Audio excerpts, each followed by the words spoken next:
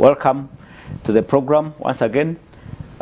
We can more and again congratulate our Muslim brothers who of course celebrated Eid yesterday, and we wish you the best.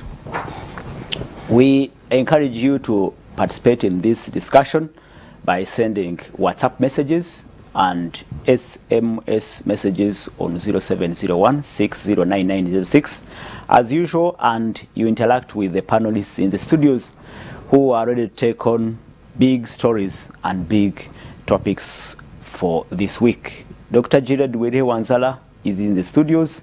We have Richard Baguma is in the studios, and we also have Charity Ahimsibwe, a human rights activist, in the studios.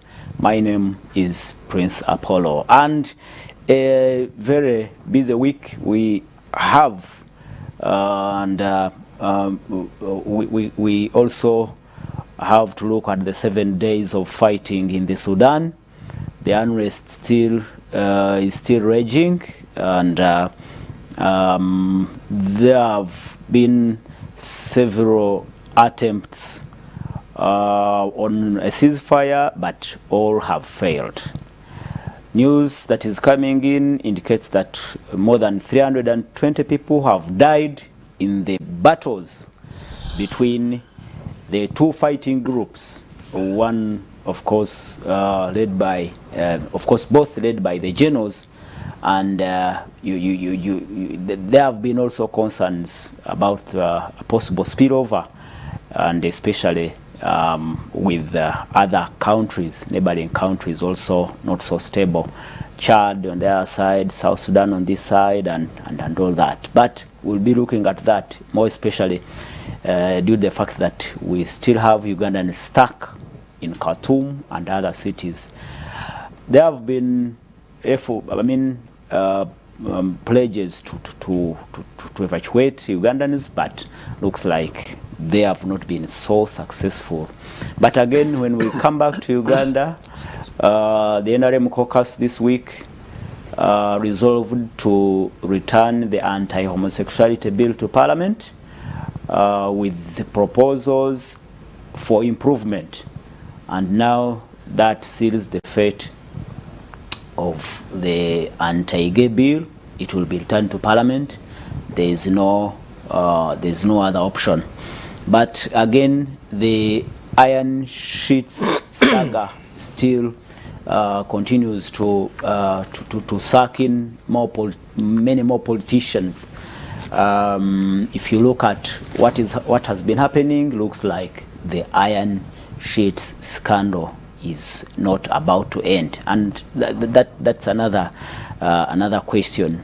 Is it about to end, or we are going to continue to witness more drama, more arrests, more committals, and much more? Well, to kick off the show, let me welcome Dr. Jared Wanzala to speak to our viewers, and we kick off the dialogue. Welcome to the show, Doctor. Thank you, our host Apollo. We can't take it for granted for us to have this platform to speak to the country. Good morning, our viewers who are always moving with us. And yesterday I was really excited. There is a head teacher, Miss Khan in Namisindwa there, who called and said she never misses this show because it has become part of her. She says she looked for programs to enlighten her on what happens in Kampala, but she has been missed. Finally, she got this show. Wow. So I was really happy about it. So looking forward to a fruitful engagement. Thank you. And well, viewers, we once again welcome Richard Baguma Tinkasimire after a while. Welcome, Richard. Pleased to have you again. And you must have had good time in Addis. Yes, good morning. I celebrated Easter. And the thing about the Easter is that here we have Easter a week before the Orthodox Easter, which they do in Ethiopia. So I went for the Ugandan Easter, respected by the embassy, and then the Orthodox Easter. So just an opportunity for double Easter, really. But I also did stay in which year? 2000. yeah. So this is why the world is very interesting. They follow another calendar. They follow another calendar. Yeah. But I didn't stay in Addis Ababa. No, we went out. Some 5 hours. I was struck by the you see the athlete Gebre Selassie. He has a chain of investments all over the country. Really? I was thinking we need to turn our sports success also into entrepreneurial things. The investments are amazing, and I'm thinking you don't see that here. Maybe it's something we need to think about. But again, the funds thing. I was talking to somebody, retired commissioner in government, and she told me, you know, my husband is one of your biggest fans. Wow. And he's officially retired. He's a doctor, very senior PhD, wow, but also medical doctor. He still works in one of the big hospitals in the country, and I was surprised that he's one of the big. So like Werike says, no, good morning again to our viewers, and we don't take it for granted that they go with us, and we thank God. Like I always say, God is very powerful, wow, but also very gracious. Wow, amazing! And we send out shouts to our viewers and those people who follow our programs. Thank you so much. Edison at Post Bank Uganda also told me he cannot miss this show. He's a big man in Post Bank Uganda, and we are very, very grateful for that support. Well, let me first pick from you, Richard, as a communication expert. We had Kampala pothole exhibition, and it almost broke the internet. But the most interesting part of it is that the authorities responded. Even the Deputy Speaker of Parliament also pronounced himself on the floor and urged the authorities to release funds to, of course, rehabilitate and renovate Kampala roads, the road network in Kampala. But even the head of state came out to direct the Ministry of Finance to release 6 billion towards the same cause. The issue of potholes of Kampala has gone all over, but only because of the social media and the Kampala pothole exhibition. Make a point on the exhibition. A couple of things that come to my mind.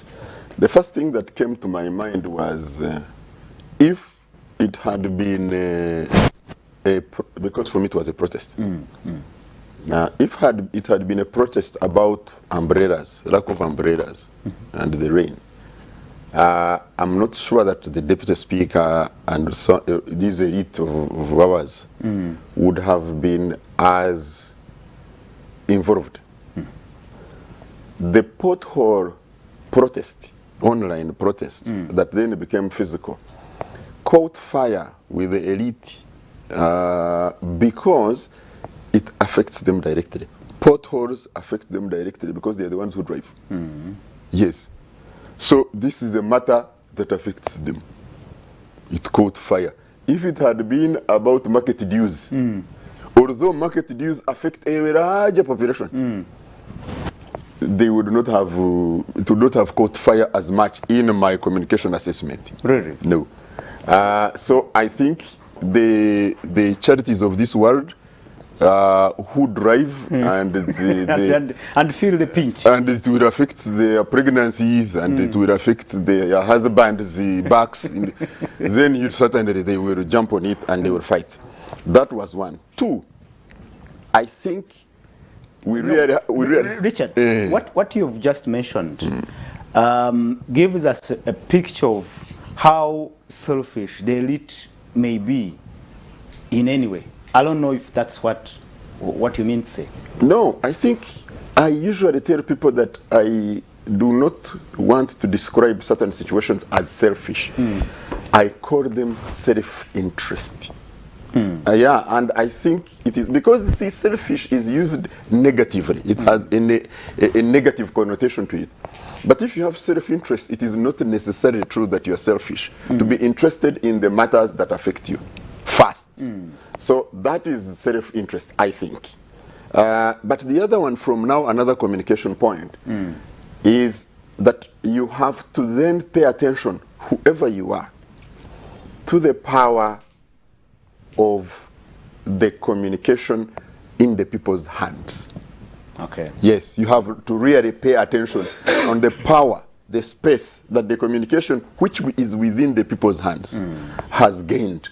Which means your ability to direct discourse has to focus there. Because you can still direct discourse by using all manner of technology and all manner of management. Information management, we call it, others call it manipulation, but it's information management. So you can still direct the discourse.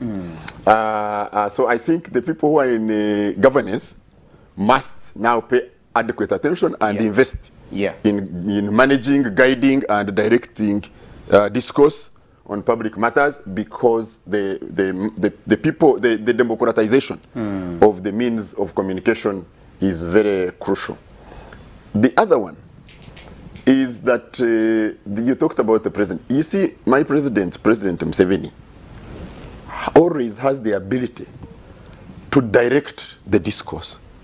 So yes, he sees this. I will not give an example of a program we designed, a social media program, and then he said I will launch it. So he sees the flaw, and then he emerges as the champion of this flaw. So he said, now I am summoning these people, I am giving them 9 billion. Finance you must provide. But how come these potholes are not new? By the time we get to where we are, there have been enough. We had the whole program here discussing the long bad state of roads. So this was the usual taking advantage of a flaw and emerging the champion of that flaw. Otherwise, for Kampala State Council or any other authority to have money to maintain roads should not wait for a campaign and then the president jumping on it. Yeah, but Richard, I think that does not take away the fact that indeed the campaign has been successful, it has yielded results, and 2, possibly the roads will be repaired. I was coming to that. Because you asked me about the communication aspects. So I was telling you that the very smart political communicator called Yoweri Museveni, president, he took this one. He seizes the moment. Absolutely. He seizes the moment. Now, as to whether, going away from the communication aspects, as to whether indeed the potholes will actually be repaired, and this is not the point. The point is lack of maintenance of roads. Okay. The potholes should not reach to be lakes. No. So again, we are discussing the symptoms, and that's where the communication gets problematic. All right. Dr. Jared Weri-Wanzala, I want to first give a platform to Charity to speak to our viewers before I come to... And I hope she has a good back. It has not been affected by the potholes because they have not yet been repaired. Before I come to the Charity. people who are being affected by the back were the men, not the women. Not the women. Speak to our viewers, Charity. It's a very good morning to all our viewers, and a very good morning, Apollo and the team here. I am excited to find them already warmed up for the show. And I'm happy to join the pothole discussion on 3 or 4 fronts. And I think the one significant thing Richard has mentioned is that you see that 6 billion the president has released is just going to fill potholes. Yeah, to fill potholes. And they're filling it with soil. Oh. Not actually filling it with tarmac or, you know. I thought filling it pothole with soil was because they didn't have money. Now they have money. It is with soil. The 6 billion can only afford to fill with soil. Now you can imagine that the next train will come and drive the soil away in less than 3 weeks. We shall be back to the very same potholes that he has talked about. Seriously, as a country, we need to think about I'll these get things. back to you, Charity. Yes, Let me yes. first give him a chance. Please. I looked at the memes, I looked at the satire, I looked at the response from Chris Baryomunsi telling Aspire that actually those people who are tarnishing the image of the country will be dealt with. And finally, the head of state comes out and says 6 billion should be Of provided. course, the spare will be dealt with. I think before I build on what Charity said, let me confront the Honorable Chris Baryomunsi directly. Of course, spare will be dealt with. Badumus was being honest. I think No way. he has developed a habit. We should deal with Baryomunsi. He should stop threatening citizens. Either his job has become so hard because every time there is something, he's trying to craft statements that cannot work. Recently, I saw him saying, "Why are they arresting ministers Yeah. on Fridays?" Who told him that There is a day ordinary for citizens arresting. are the ones who should be arrested on Fridays, and ministers should have a special day? That ministers are being humiliated. That they are humiliated, arrested on Friday. They are ordinary citizens. They should stop thinking of themselves like they are angels. He's the spokesperson of government. No, but he needs to speak But well. sorry for Honorable Wanzala, I am with sorry, Honorable Wanzara, for intervening. But the first people to complain of being arrested on Friday were journalists, if you remember. So this is not a new complaint. Which journalists were arrested on Friday, Richard, and they complained? Name or two. All the journalists that they would want to arrest were being arrested on Friday. We actually petitioned. Yeah. I think the easier thing to say was political activists. So people claimed to have some political inclination are usually arrested on Friday. So you can spend the weekend in the cooler. So it's some form of punishment. However, let the ministers face the music we have faced over the years. Doctor, Yeah, talk about this. Well, another minister was quoted to have said that some of these tourists who come around are actually interested in seeing such roads. The potholes. Because they are for tourists, they're the source of tourism attraction for them. So in fact, sometimes I touch my, because tourists want safe roads. Yeah. They want to travel faster. Yeah.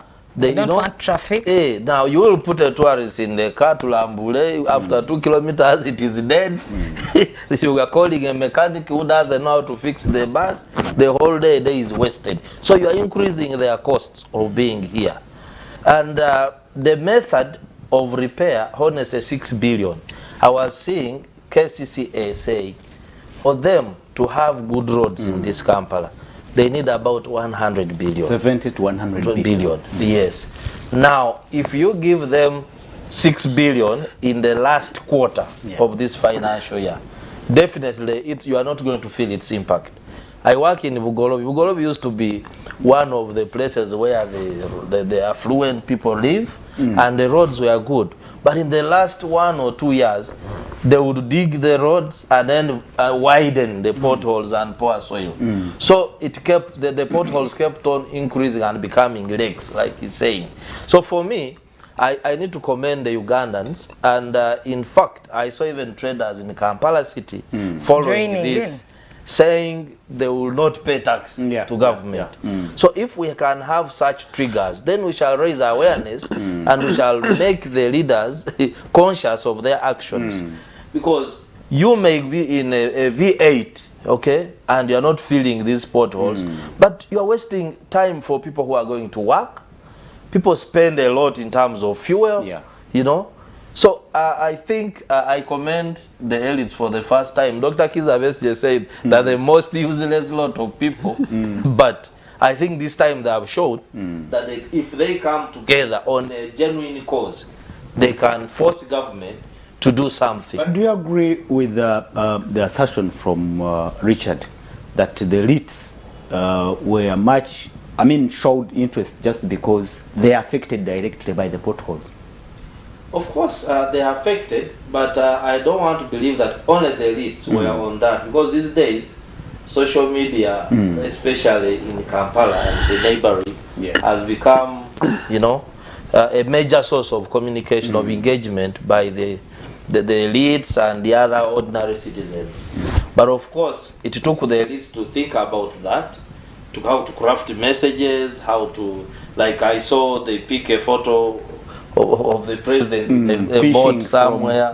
I think it was from either Lake in in Kampala. Kisozi, then they put it in the lake in Kampala. I think it touched the And he president. had a big fish.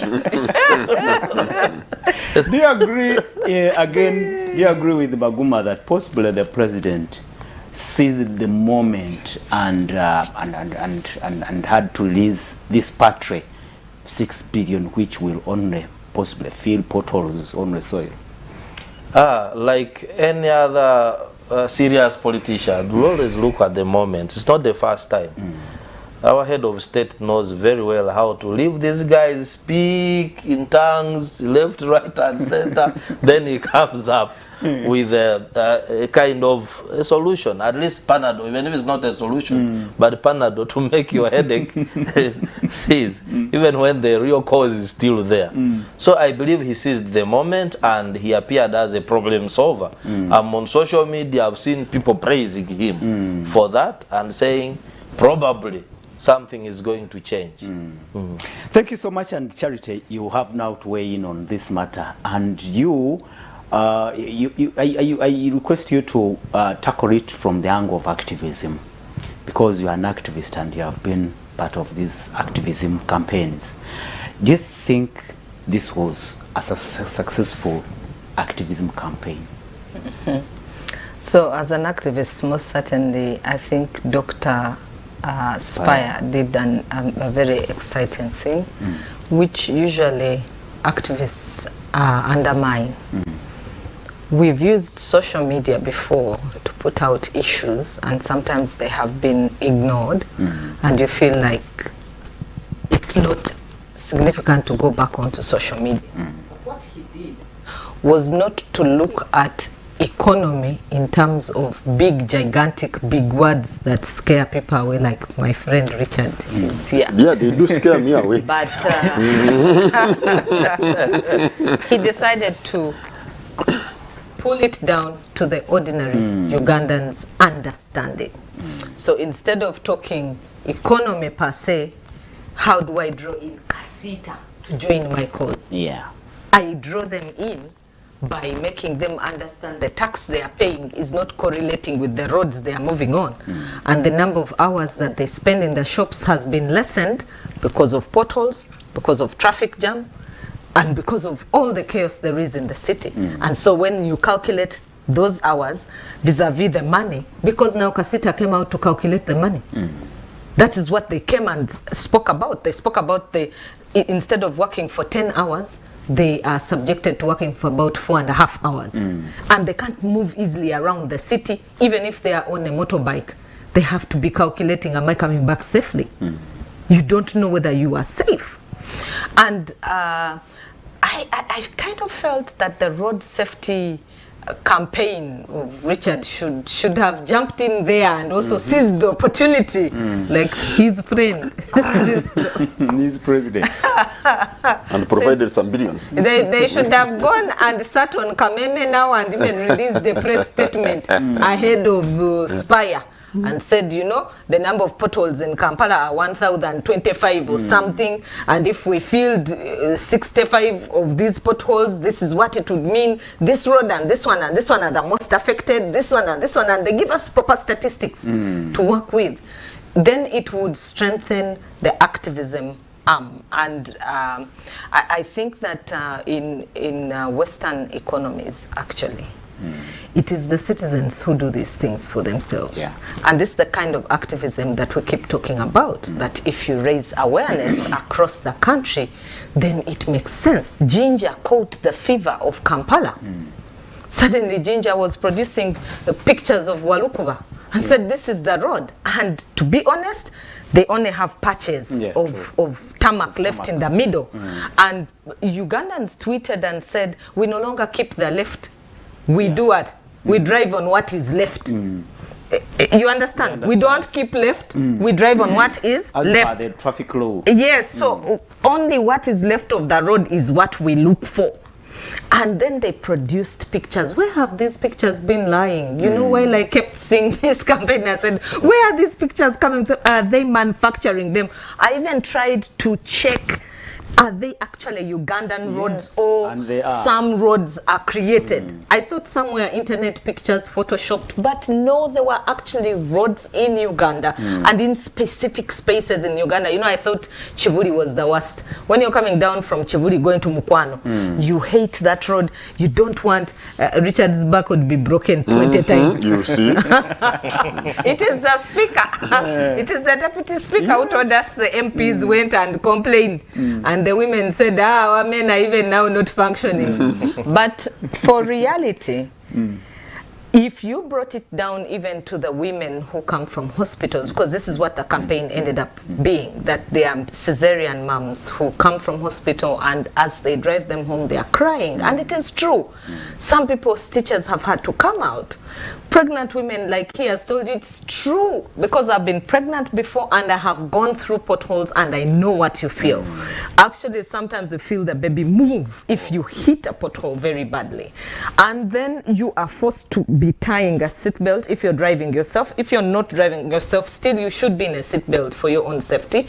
And now you have two discomforts. The person moving inside of you because you've hit a pothole, and then this belt which is here.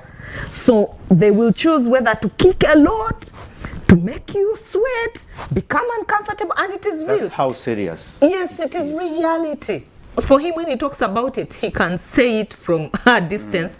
I say it from experience. And I know that it is real. It is not just a creation. That's why So we need gender balance. for an activism perspective, this was a spot-on campaign, and you can see that he is now encouraged, Spire, to go with many other campaigns. Yeah. People are saying, now that you've finished that one, take us to Yeah, he has hospitals. picked health. But there are other issues people have raised with him and said, let's also do this, because we need to get... But Charity, why has this activism not worked in the line of politics, or political activism has not worked, but on these social matters looks to be working? Actually, at some point, some people had picked a perception that possibly the same line of activism should be applied in a political, in the political side. Now, I don't want to say it has not picked on the political side. When people power came here, they used social media. Oh yeah. Our people power, our power, Constitution Article number 1, and they built a movement on social media. And suddenly, coming off the social media, because they influenced the young people on social media, then they became a big movement. And then came the umbrella movement. It was also done on social media. If you're ticking... But not as it happened in Tunisia or elsewhere in Sudan? Yes, because there was a lot of containing. Remember, they switched off social media at one point? And you have also seen the Honorable Barrio Monsi saying what? Because of a social media campaign. So it continues to show you that this social media here may be good, but it also has that is what government is now beginning to perceive. And if you look at the social media law that we spent time talking about, because for me, from an activism angle, Computer misuse. that is why we rejected it from the beginning, because it then curtails the last space that a citizen has. Citizens should have voices to participate in governance, and Article 38 of that Constitution does provide them that right, and says you have a right to participate in the governance of your country. Good. So how do I participate without a voice? You cut off my voice, I'm not participating. Well, I think that is another reason why we should agitate for a lifting of the ban on Facebook, because Facebook also, if it's free and accessible, we have bigger avenues of airing out our views and possibly seeing results come in. And I quickly want to take you to the unrest in Sudan. We can only wait to see whether more funds will be released to work on these potholes, but it's a matter we can wait and keep our tabs on. Let me take you to Sudan, the unrest in Sudan, and quickly we get a comment from each of the panelists. What do you think is really happening in Sudan, and where is this going, actually, Dr. Gerard? Yeah, the problem of Sudan can be traced back to the early 2000s, when there was almost absence of government in the Darfur region. And then various groups started the rebel movement to try to fight Khartoum. And so during that time, President Bashir allied with the Janjaweed militia to begin containing the uprisings in Darfur. And I think in 2013 is when he entered a formal agreement with them. And now they're the ones now you call the rapid support forces, led by this Mohamed Dagalo. This group has been growing over time.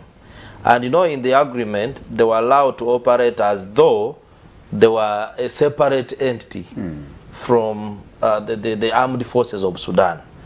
So the statistics show that this group has grown to about 100,000. Oh. And there are battle-hardened guys who have been to Yemen, fighting alongside the Saudi Arabians to fight the Houthi rebels who are sponsored by Iran.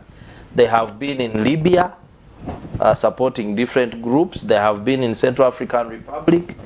And of course, following the removal of Bashir from power, their commander was made number 2 in the transitional government. So it is also reported that he has been individually establishing ties, the leader of the Rapid Support Forces, with the Wagner Group in Russia. And yes, the mercenaries. It's reported that last year around June, he made a very official visit to Russia, and including meetings with the Wagner Group, and you know what they are doing in Ukraine, in Mali, in Burkina Faso, even in Central African Republic. It is also reported that the gold in Western Sudan has become a serious business for the Wagner with Group Russia. With Russia. So now, I cannot downplay the influence of foreign forces in this conflict in the Sudan. You're also aware that USA has a military base, one of the biggest, in Djibouti. And this government of Sudan gave the Russians an opportunity also to build a base at the Red Sea. So, and you know, it is so close to Djibouti. So I believe that there are forces, external forces, that are influencing this conflict. And Sudan was already in conflict with IGAD, so I don't believe IGAD is really going to play a crucial role. They had a meeting this week, I think. Yes, but IGAD meeting. Their influence on Sudan may be very limited. Very minimal. In case, as we suspect, these two forces are turning Sudan into a fighting ground. From what you see, Gerard, is this unrest ending soon? What should we expect? I see it started in Khartoum, then in the north, where Egyptian soldiers were training the armed forces of Sudan, and some of them were captured and spreading. So even if the head of government now, Rouhani, says he has captured the airport, the presidential palace, and but I believe this conflict might spread and it transform. Just potential transform into a guerrilla war. Yeah, true. Yes. Richard, what do you make of that conflict? No, I think first of all, the Banyankore say that you cannot have two bulls in one club. in one crowd, you know that, man. So I think this was what was happening. You had two bulls Two generals. in this crowd, and the matter had to be settled. There had to be a resolution to this matter.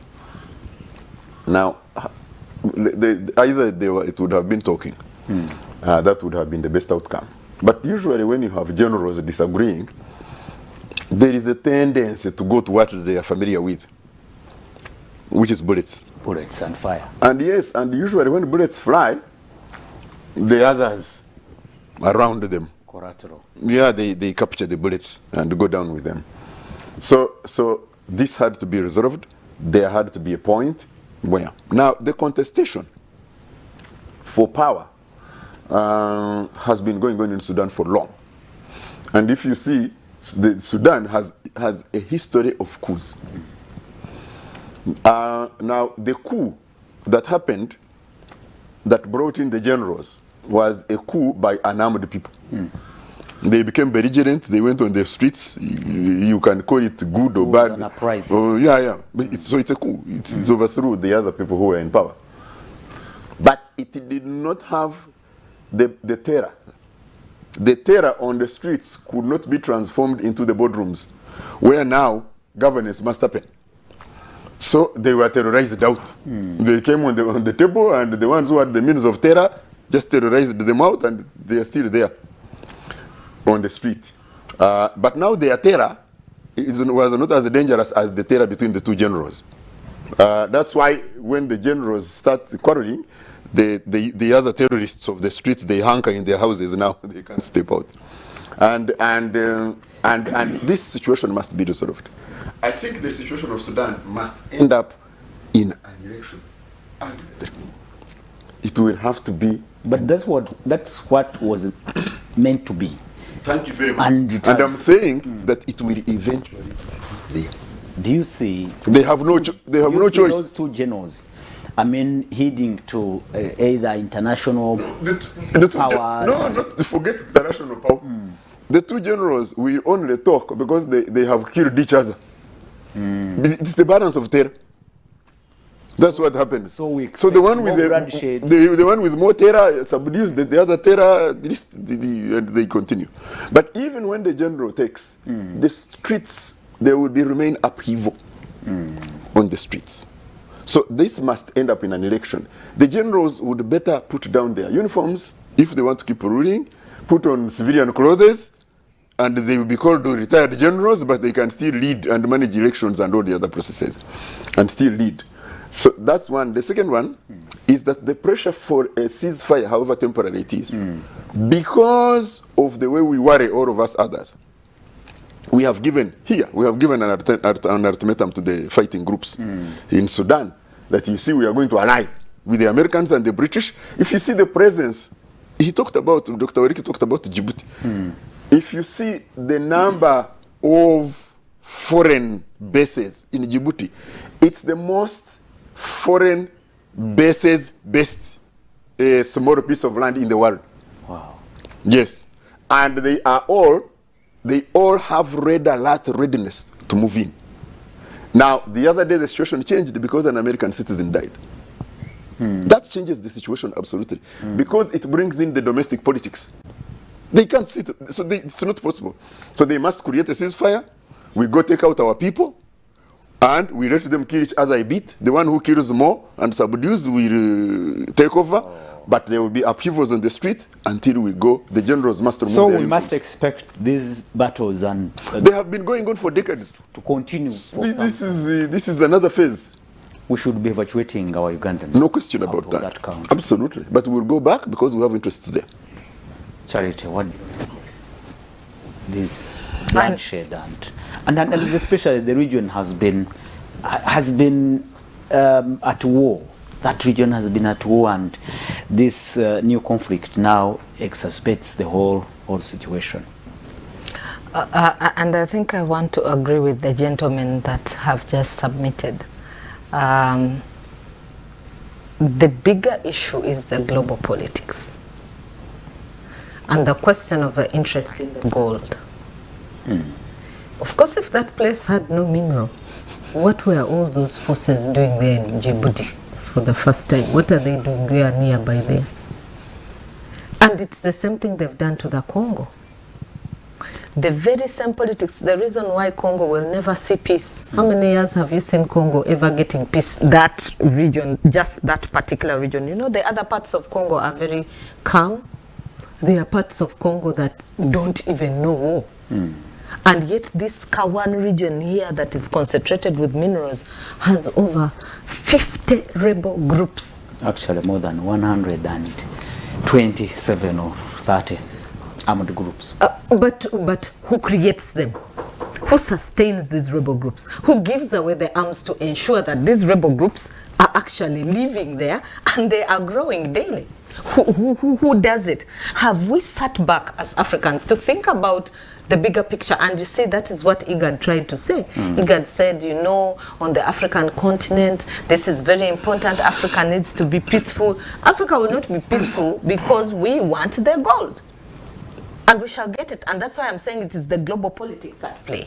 These generals who are here, because they have failed to power share and because they have failed to agree, for us, we're not interested in their power sharing. If they power share, let them power share. If they fail to power share, let them fail to power share. What we want is the gold. And who are we? We are the global forces. And who are the global forces? You see, why would Russia and Ukraine be fighting? It was also a question of resources and who controls and who shows more might and more martial. So Africa has always been under scramble. We had the headline scramble and partition for Africa. Now there is a new scramble and partition for Africa. And the bigger scramble now in Sudan, unfortunately, it can spiral to the rest of Africa. Everywhere where there is a mineral can peak. My fear is related to what Dr. Gerard Warihe talked about. When you have foreign powers with influence, and there are these two generals, very, very strong. There, at one point, another a suggestion, a proposal will be raised that Sudan, being the largest country in Africa, should also be divided into two other countries, and after South Sudan now. Anyway, wind up. What do you think? That is a possibility, but the question of elections, because that is what no longer a saying, big question is being for said Sudan. about DRC. They are also saying let it also this rebel part be carved out. And exactly. The reason why it must be carved out, and it will never see peace. yeah, It will never see peace because the interests are many. So in Sudan, until those gold mines there are out of there and we know they are empty, Sudan will continue to be the way it is, and we're going to see a lot of fighting going on. I think the idea is not about who is the strong general and who is not the strong general. The idea is about the forces that are causing this war to happen, their interests, and they always go after their interests. They don't work directly, they work indirectly. They always look out for where is the weakness. Where is the weak link? How do we cause, even Rwanda, for the genocide that happened in Rwanda, the weak link was being looked at. So every time there is a war, look for the invisible hand and see how heavy that invisible hand is, and also ask the question, what does the invisible hand want? Do you think we have dragged our feet in the efforts to evacuate our citizens? Almost 300 Yeah. are still stuck. The situation, I think, is difficult to evacuate because how do you predict? You might put your people in a plane and all of them are bombed. Actually, is that, a plane was bombed, I think. yeah. on- So is that what we want? Oh. So the It's a tricky situation. It is very delicate. A war situation is really delicate. But I think that our government has done well, not only ours, I think even the Kenyan government and the other governments around who have managed to keep the peace of their areas. Because what we have seen happening in Sudan is really scary. I don't know if you've been seeing the clips, and if you want to run them. We seem to talk about it because we're just talking about it from here. It is really not looking good in Sudan, but we have to come back and talk about the Anchit scandal. More ministers, more politicians being sucked into this scandal, and more drama is unfolding. Many arrests are being made, and many more committals to Ruzira prison are also being sanctioned in court. I'll be going for a break, and when we return, the panel will be looking at the iron sheet saga, it's not going anywhere. And we ask ourselves, is it about to end or not?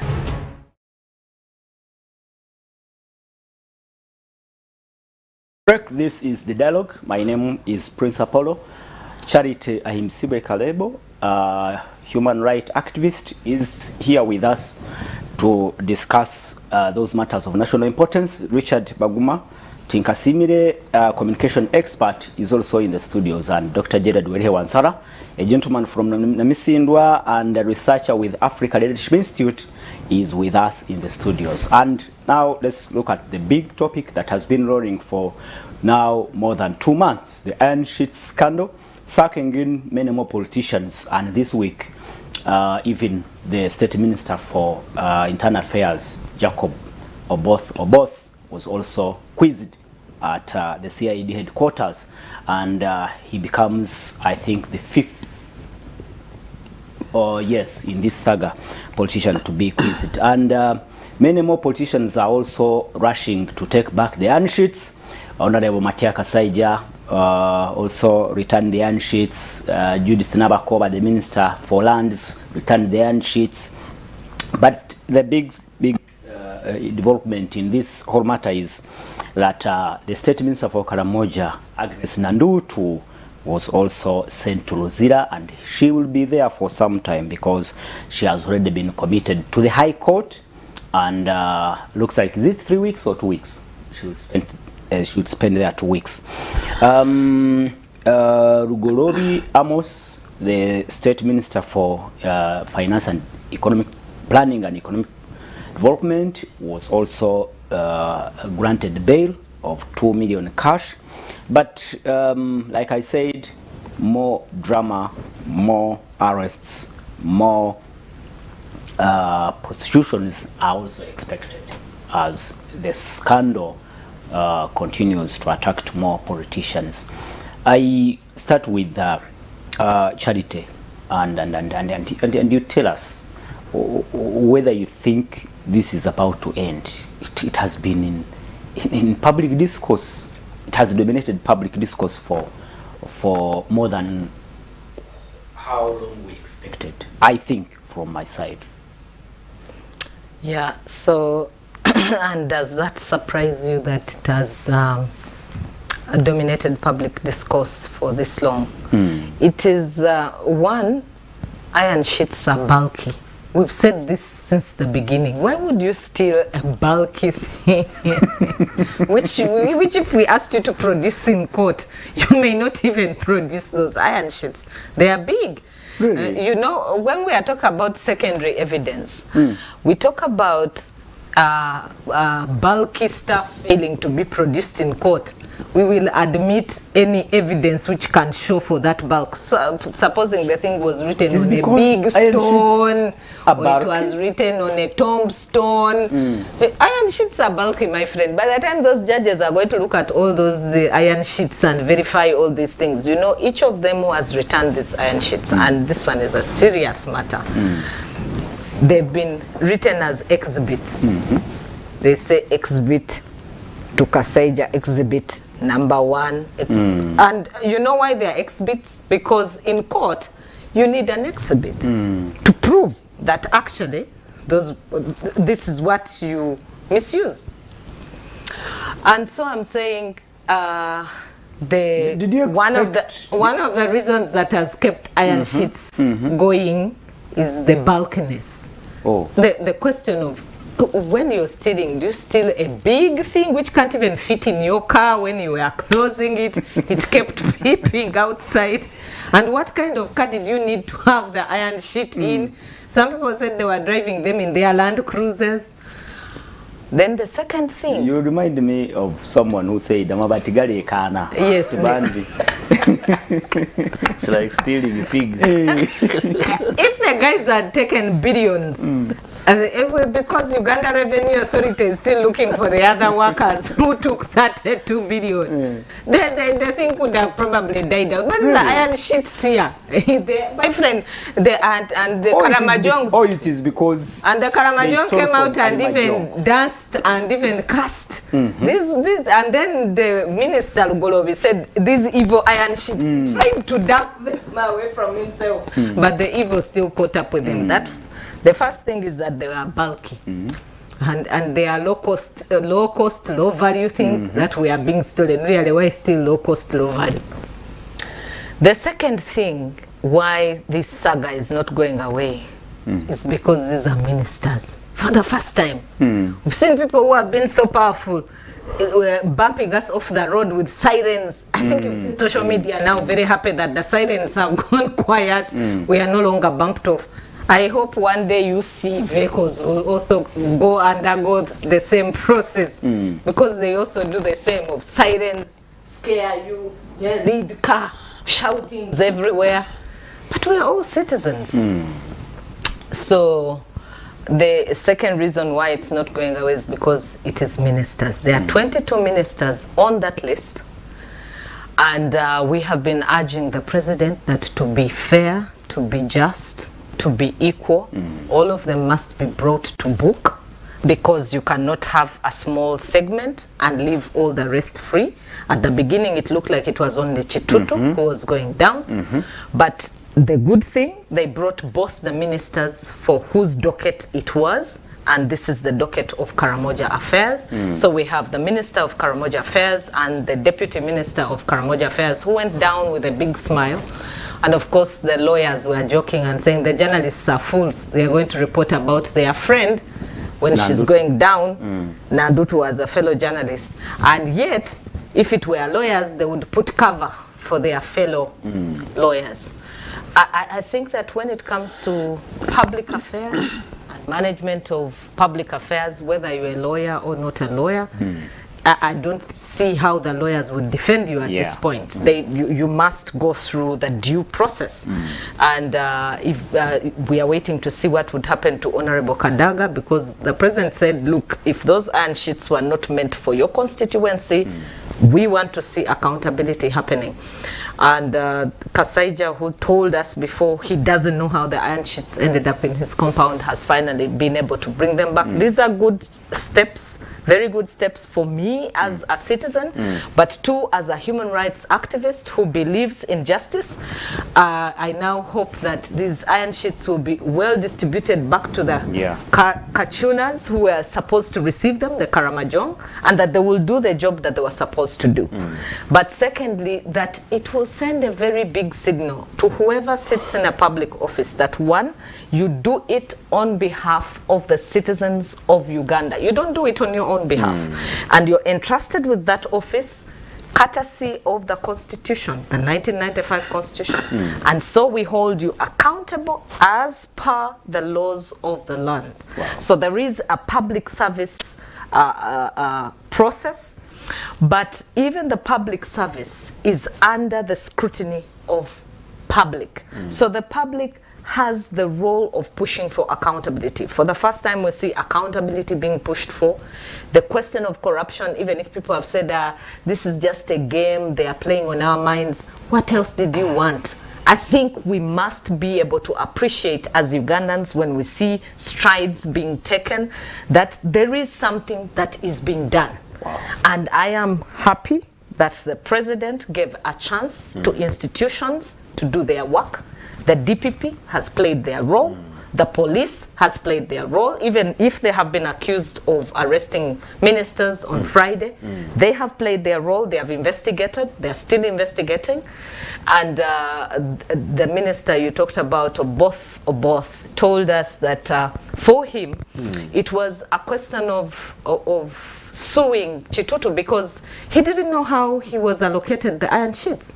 But we also have a minister called Otafire who said, they wanted to give me the iron sheets. I said, for what? And why give them to me?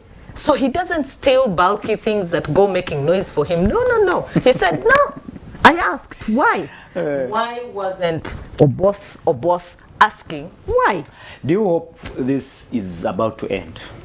It's not going to end now because from the trend that we have seen now with how many ministers there are? 5.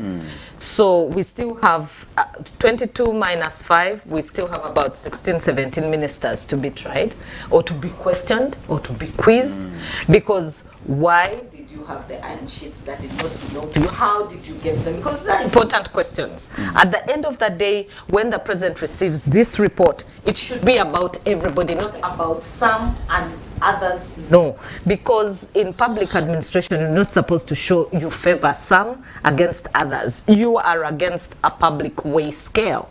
So let everybody account for their actions. Yes, Charity was given iron sheets. For what? Why did you accept them? Why didn't you ask questions? Is that how you run your office on a daily basis? And then the ones that misuse their office directly, and that is the Minister of Karamoja Affairs, she should answer for her crimes in Section 11, like we've been saying, of the Anti-Corruption Act. And that is the same section that Honorable Nandutu is being held under. But the rest of them, questions of theft, I think, what are being asked. Also questions of misuse of office, because for me, for the ministers, largely, it's been a question of misuse of office. You use your own office to influence and enrich yourself. So this story is not about to end. No. Richard. World Bank has also impressed it upon Uganda that except we do something about corruption and about questions of accountability, they're not signing up money. And our budget is up for reading, and that budget reads about 59 trillion. That's not ordinary money. Remember, our debt burden is already at 80 trillion. So we need to show that we are committed to dealing with the debt burden by ending corruption, or at least tackling it. We must have something that we are showing to the influencers of our economy. Richard, at the beginning, we thought this was a simple matter, at least, and actually a section of Ugandans thought Chitutu was a sacrificial lamb, and after that, after going to Luzira and everything, the saga or the scandal would end. But that has not been the case. Many more ministers are coming in. The last one is Nandutu now in Luzira, and actually this week reports indicated that Matea Kasaija is contemplating stepping down. You see how far this is going, and like I said, the State Minister for Internal Affairs was also quizzed. Looks like the State Minister for Defense. For Defense, I'm sorry. Looks like the scandal is still sucking in many more politicians. Did you expect this from the beginning? You see, I feel constrained to still be talking about Mavati. I really feel that the people who manage us are so successful in managing us. I feel very sad. When I came here, I said, why are you making me sit next to this Muhefi? You are Muhefi, or you Muhefi? Why are you raising me, Babate raising me? That's why I wanted to sit to the other side, because Charity didn't come early enough. So those are my protestations. Charity, I told you I was protesting. Very serious. Is it going to The influence of this. Is he a Do you think this is not serious in any way? No, it is not serious. Really? With ministers staying in Luzira for almost a week, this is not serious. So how can I sit with all of you and you believe that this is about fighting corruption? You think it is comedy? So after 4 decades now we are fighting corruption. This is very interesting for me. But you told us that the axe was going to swing. I told you, but I told you the reason the axe is swinging is not because we are fighting corruption. It's because we are doing political positioning. And I told you, there are some people who are eternally lucky. When you are looking for how to play a thing, this one plays into your hands. That's what I said. That's what I maintain. This has nothing to do, in my view, with fighting corruption. Nothing at all. This is about political positioning. And I said, look, this is going to be milked. That is the word I used. Milked. So, what did I say? We need dramatic photographs. Really? And these people have been providing dramatic photographs. The first one came with a hood of a piece of a cloth. That was the one that trended. The next one cried. You see how people are giving us dramatic photographs. This is what we are looking for. You and who? Because you said Why are you pinning me? Why are you putting me in the corner? Why don't you leave me alone? you said you were fair. Yeah? Who is it? Abahefi, I don't want to be associated with you. This is Abahefi. So who is it that needs This the that dramatic- that you needs see the dramatic that you photo? see. You want me to bring back a Mabati of 20 million or 12 million. But then you fraudulently and corruptly give me 40 million to go and pass a position which is not correct. You call me, you give me 40 million, I even report it, then you take me to police for reporting the 40 million, and you tell me that your objective is to fight corruption. No. So what I feel sad about is that the duping has been so successful that we are still being duped and talking about it. But Richard, now your opinion, your opinion. Tell me, Wait a minute. Your opinion insinuates that possibly the authorities above are using the ministers to paint or to pursue interests that may not be directly for the citizens but personal interests. But why are you saying I'm insinuating? I am saying. You say. I'm not insinuating. You see, I told you what will happen. Tell me what is not happening. So- We shall have these dramatic things. Forget about prosecutions. Nothing. The Royal Church has already told you about the weaknesses in here. Okay. That one will end. We shall have adjustments in the security forces, promotions and retirements. And this will free some people to go into civilian. We are going to have a certain group supporting a certain project coming into cabinet. I said this. So Replacing- wait for me. I said you have a replace- katambi. I said you record the things we do here. We say here. So what is not happening? So it is a premeditated plan.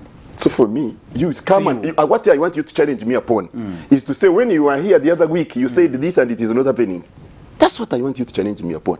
So President Museveni, The axe will swing. Isn't it swinging? Okay. We will need drama. What we need are the dramatic pictures. President Museveni, That's what we are looking for. After that, the thing will fizzle. President We are Museveni- moving on to the next steps. President Museveni has sacrificed his members of. I did not say that. I am telling you what is going to happen. I want you to challenge me, Apollo, bring the recording and say these are things you said, they are not happening. Simple. Let me quickly bring in Dr. Jared Were-Wanzala. You must have picked, I don't know, give us your position. What do you think is going on, really? And is this drama? Let me also tell you what will happen. Okay. A certain individual is going to reconcile with Umsinga and take Umsinga to Kasese. A certain, The certain you will be the one leading the reconciliation with Umsinga. And they will take, and that region will also be praising this person for being a very great diplomat. Dr. Werike, you can continue. Thank you very much. start from there. We were here discussing that matter, and I remember my submission was based on the letter that the president released to the Bazukuru, and it categorized three people into three.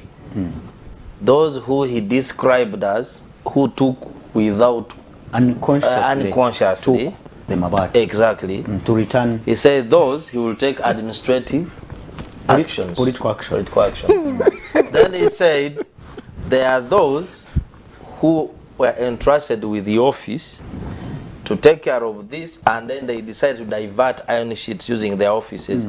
This amounted to subversion, Yeah. and because these Karachunas were to be given, so they stopped fighting and causing mayhem in the region. So he said this is sabotage, and in the NRA, this was described as as what subversion. Yes, and it undermines the security of the country. So if I am to follow that letter, like I told you, now these include the Agnes Nandutu, who are in the office, who are in charge of the ministry, and Chitutu. Okay. Now the other, there is a category, those who are returning iron sheet smoothly. Does it also involve the Prime Minister? Is she in charge or not? Of course, she's in charge. Okay, she's in charge. So let me continue. Don't interrupt me. Sorry. Yes. So even if I do not agree with the president 100%, but certain actions are going to make certain people get scared of placing their fingers in certain areas. We are talking about the Mabati, but God's people are shaking. The people are in charge of God. Yeah, he has asked for the report on the goats. The goats. Like these ones who would come the same day and purchase, the same goats that they have distributed and given another sub count. Then they come and buy the same goats at a cheap price and give the next sub count. I think that was foolery of the leadership of the country.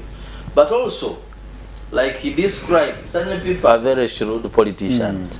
Don't think that the option of having each individual with a personal file and taking all these exhibits when they are returning is for nothing. There are people whose files are going to remain open for a period of time. In the event that you are frustrated and you want to switch, your file will be reopened. And this is my advice to them.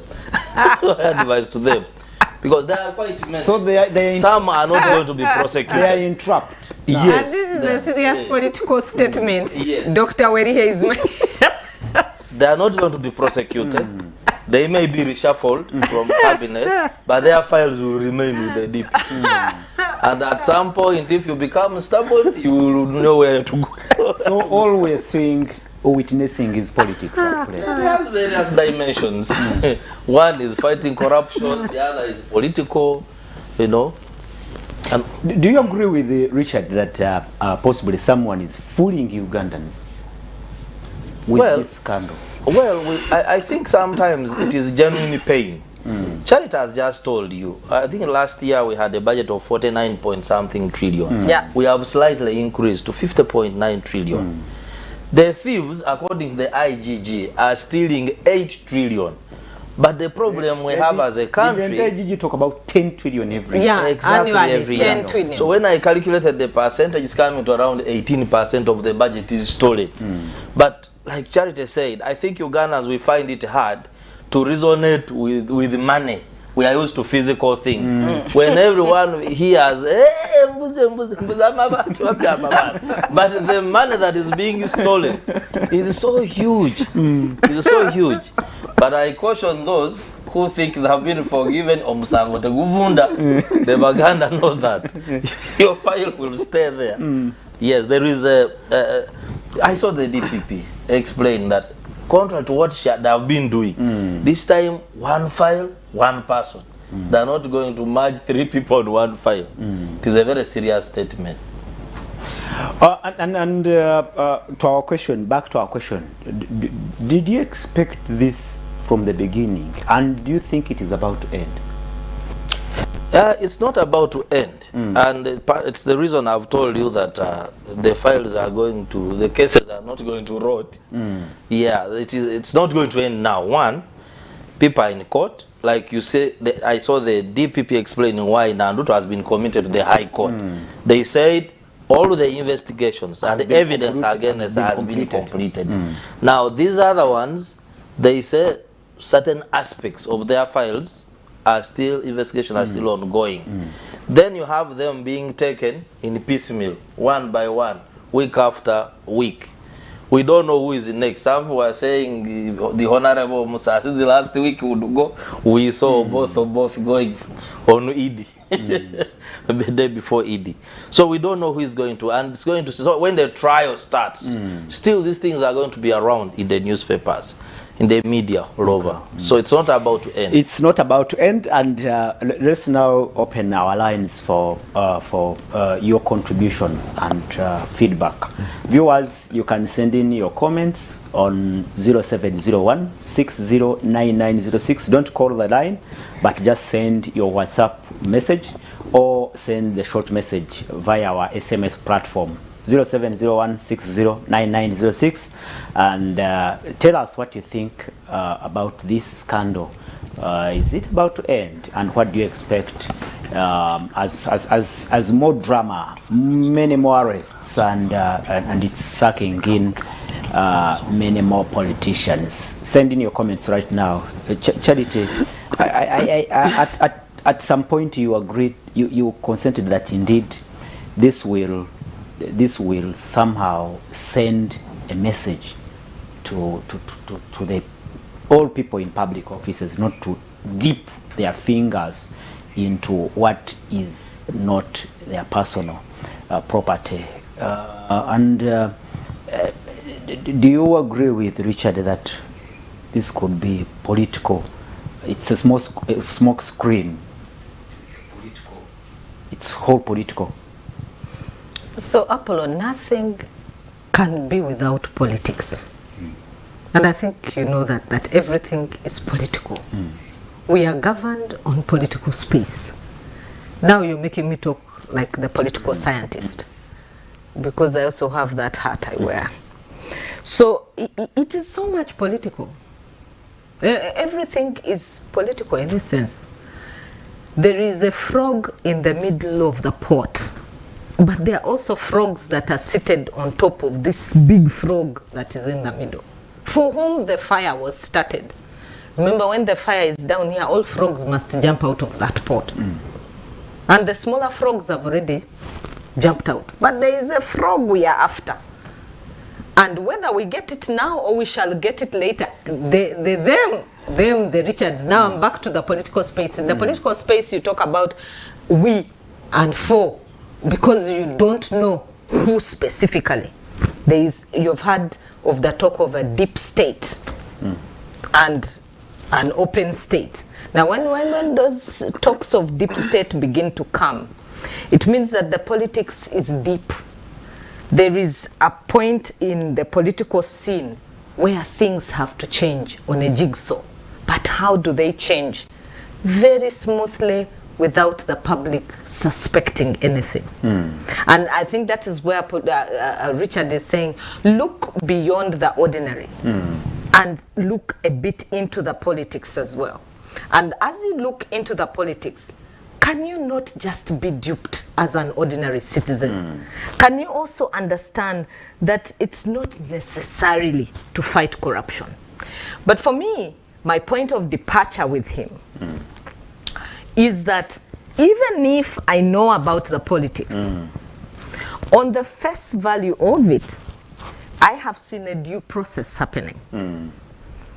The only danger... There is some good value. The only danger is when his politics comes out to be true, like he's saying, we are going to challenge him on these recordings. If it so happens that actually the politics takes the whole tide, and the courts have been used just for political purposes, and the institutions such as DPP have only been used to fulfill political aspirations, that would be unfortunate.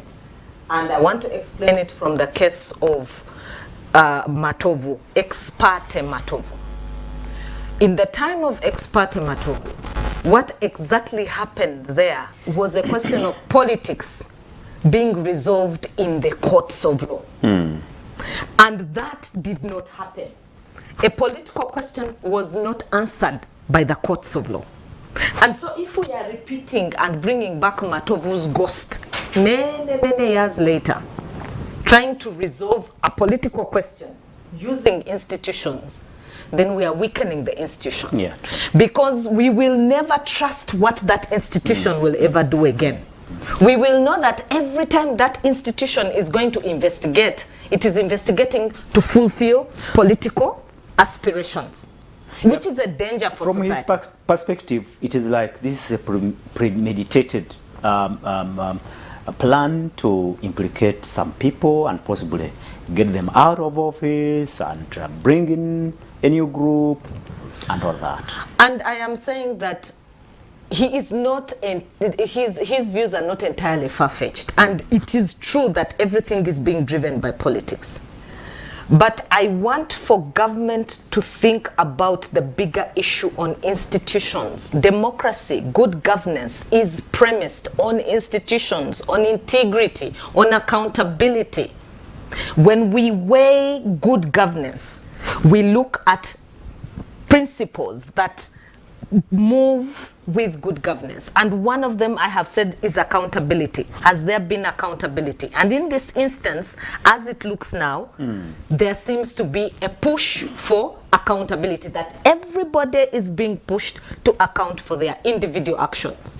And I am saying that government needs to position itself more on the side of saying, for us, what we are doing is push for accountability. There might be politics, it might be underlying, it might be the overriding principle, but they need to position themselves. You see, in communication, you must also have a position that you are putting out. They need to propagate the position that for us, what we're interested in is the question of accountability. Good. And they also must emphasize that that accountability is there for taking us to integrity, and it is helping us look at the question of corruption, which is the big question in the room. Good. Concerning our economy, concerning our budget that we have talked about. So that positioning is very critical for government. Thank you. And the comments are coming in, but I implore my producer to run that number on the screen so that we get as many more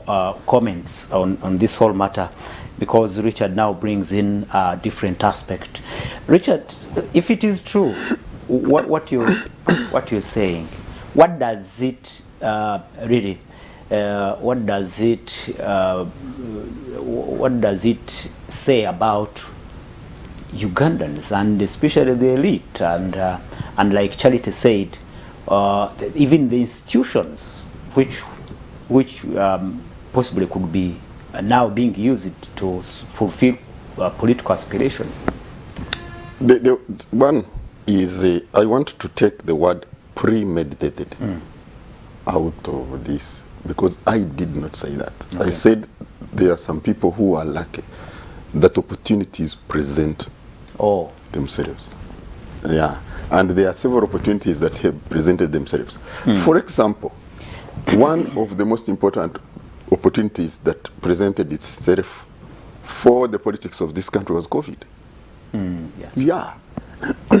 COVID covered, if you remember, the contestation that had been going on, and the Kyagulanyi, public, and the energy that these people still had, and the anger, it was becoming increasingly difficult, especially from the pressure of international partners, because of the way these people were being clamped down. And then COVID came, and the clamping down was never anywhere to do with human rights now. And the same people seized the moment. Finished, done. And then it had to be prolonged. We had the longest, as a country, lockdown in the world. Charity. Were we the most affected? We were the most conscious. Thank you very much. So what was informing our consciousness? So okay. But you see why I come and say challenge me on my remarks, because I talk about the future. I said this is what is going to happen from my own assessment, from my own previous experience, from my study of that's why I keep telling you that for me I'm a Museveniist. And when I say I'm a Museveniist, in circles where people don't like Museveni politically, they think that I am saying that I support Yoweri Museveni. Of course I do. But I am a Museveniist from an angle of study Oh. That's why I told you Musevenomics, Musevenopolitics. I just love these approaches, and the ability to seize the moments that I have been talking about when you asked me from a communication point of view. The political astuteness and alertness to these opportunities. For me, other leaders need to study and adopt these. Even in our small organizations, charity, the ability to seize the opportunities of where are the donors putting money. Yeah. Move there. That's how your organization will survive. So this is what I'm talking about. Dynamic. Absolutely. This is read. So you seem to support the whole concept and you find it brilliant. Absolutely. I say this is vintage Musevenopolitics. Brilliant. And we keep the story going. You see, tell me, why, what is, and these people, the lady who is prosecuting this is one of them. She actually has been given an award at the Lawyers, I think it was 2020 when she was given an award for being the most consistent prosecutor. Abodo. Number 2. Oh. She's the one in charge of these files. So, even the choice of the prosecutor is look at the one. But let me tell you how you maintain the story going. It is the usual, it is the usual injection approach in journalism. You bring the story after 1 week. When this one is going down, you bring the other one. It continues. When this one is going, then you bring the other one. You maintain your story. Meanwhile, you are holding rallies in spaces which are illegal according to the law, because you are not supposed to hold rallies by your position. And those cannot be challenged because the headlines are Karamoja and the Iron Sheets. Richard, a message here, and Paul is in Chisas. He says, thank you so much for the program, and shouts to the panelists, and let the drama continue. For us, we are enjoying the drama, and I agree with Richard. It is all drama. You see, that's Paul. Drama, to successful drama has choreography. It is the choreography that I admire. The brilliance of the choreography that I admire. So, you see, how many times do you refuse people to see a colleague when they are at a police station? Why do you refuse them? So that becomes the headline. But you almost stopped from seeing. Why do I come to see somebody in a police cell and you stop me? Real. And then the journalists were there to take a photo. They knew that he was coming and they were prepared to take a photo. Who took the photo? And saturated it to the journalists. So me, I'm a communication specialist who information management is my specialty. Yeah. And I'm supposed to consume that and go away without looking into it, please. Dr. Worihe, I think you need to tell us whether you agree that there is a benefit in this politics as alleged. You see, if you are talking with Richard, it's better we contain him here in civil society because he sounds very convincing. If he goes into politics, it will be a problem.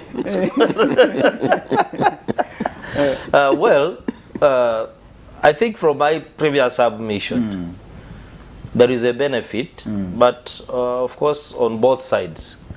As citizens, there is some level of excitement that some people are not sleeping. If we touch this, we may also go to jail.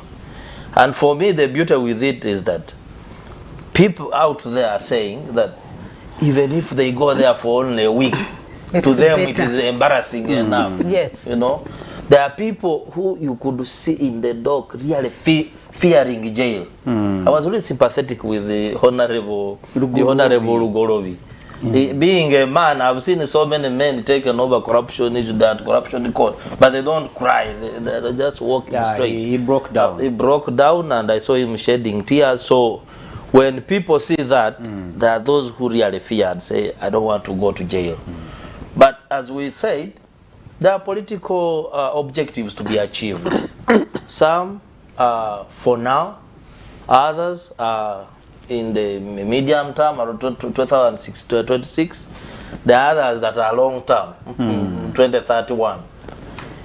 he was talking a few weeks back about swinging the axe, and I don't want to take his words very lightly and saying a certain group of people is going to find itself in Gab. There is a very famous photo that circulated on Easter, bringing the president together, the family of the son, and things like that. And at the same time, these things were ongoing. There are colleagues who were suggesting that, oh, that meeting was not simply for eating Easter lunch. A number of things are going to happen, and we should expect. And I want to agree that a number of things are going to happen. There are changes that are going to take place, but like colleagues said, I want to continue questioning the way we design some of these interventions. I do not believe that deep in my heart and based on what I know in Karamoja, I don't believe that it was proper simply to buy iron sheets and give Karashunas. Because the history, I was there. Mosquito nets would be given to Karamojongs to prevent against malaria. The next day they are in the market used for squeezing kwete, the local drinks. The Karamojongs making a brick to build a Mabat house in those manyatas where they live is almost a problem.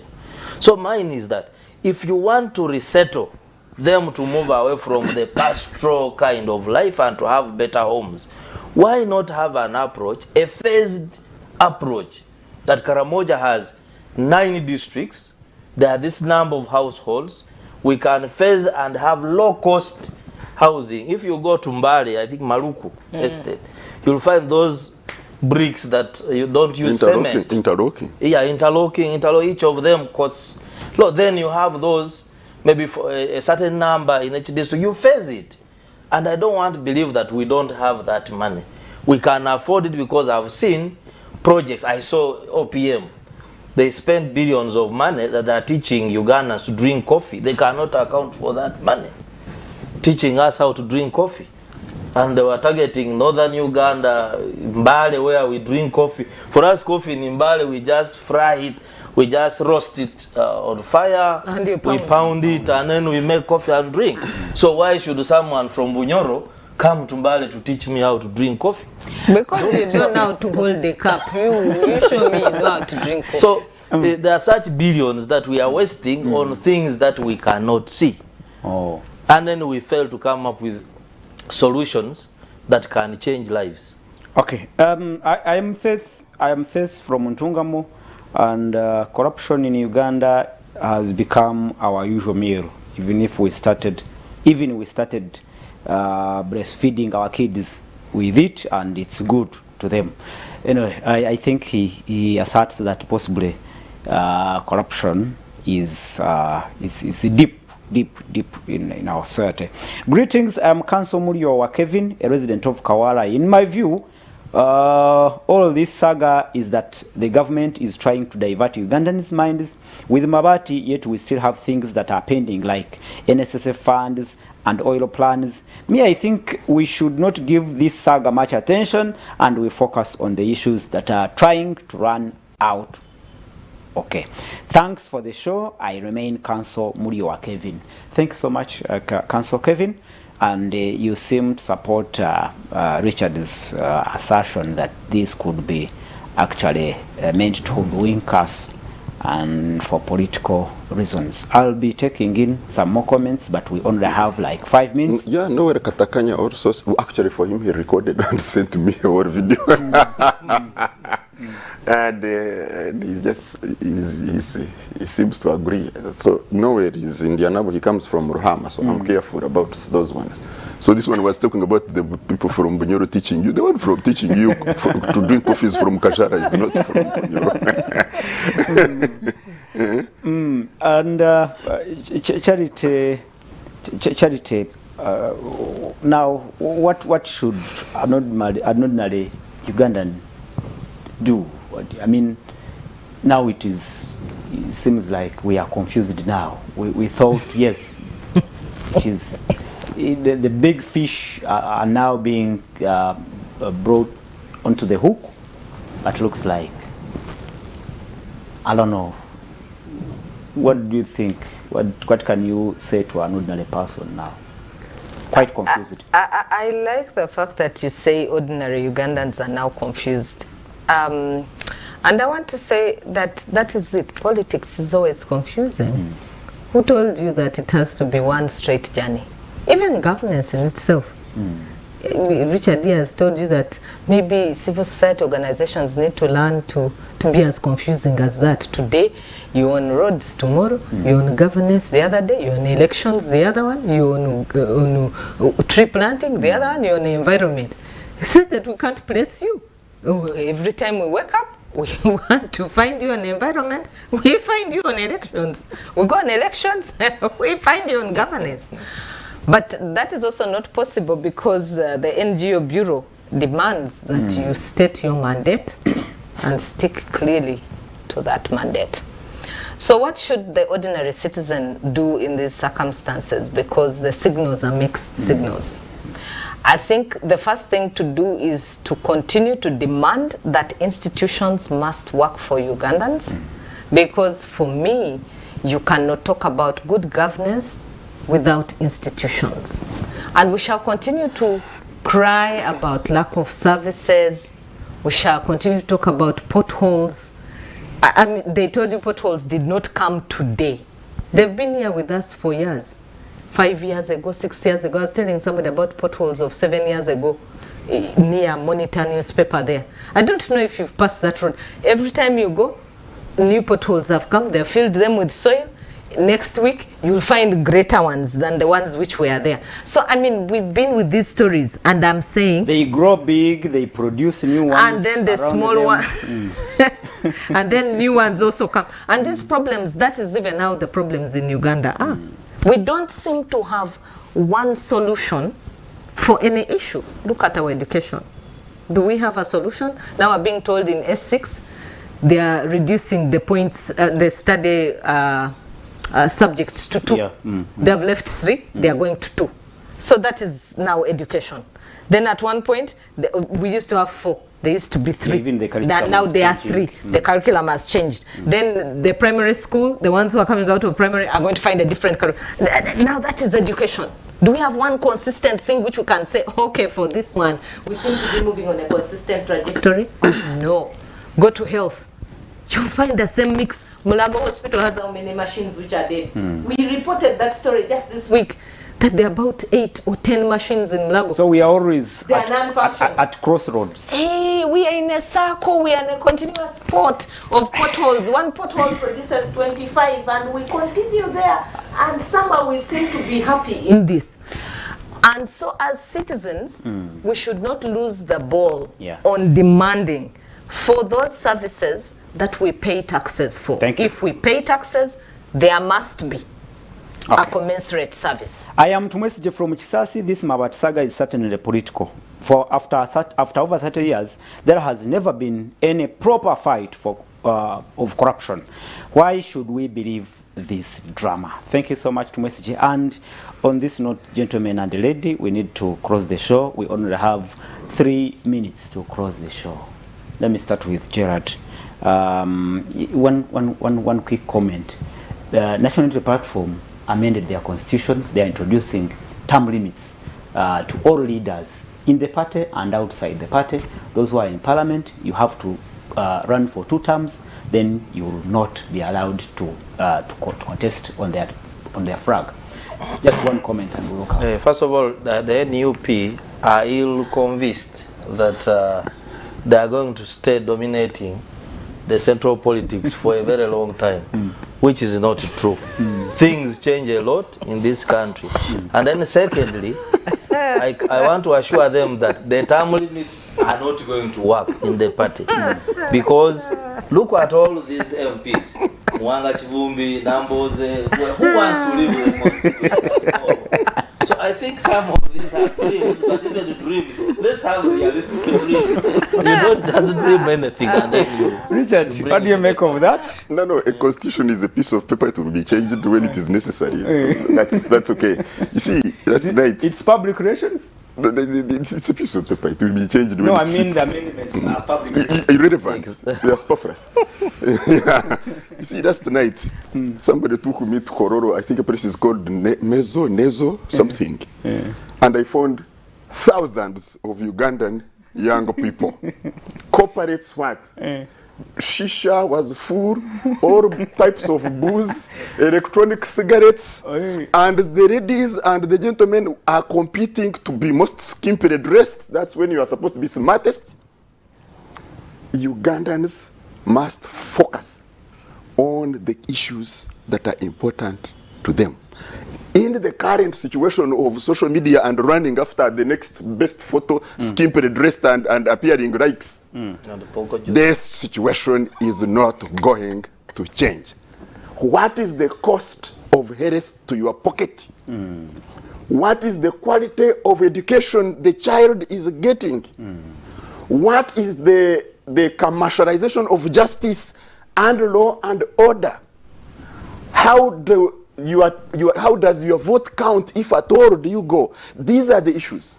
So for me, if we remain on our rights and retreats of Mabatirization, we are doomed. Gone. Charity, the amendments, do they make sense? No.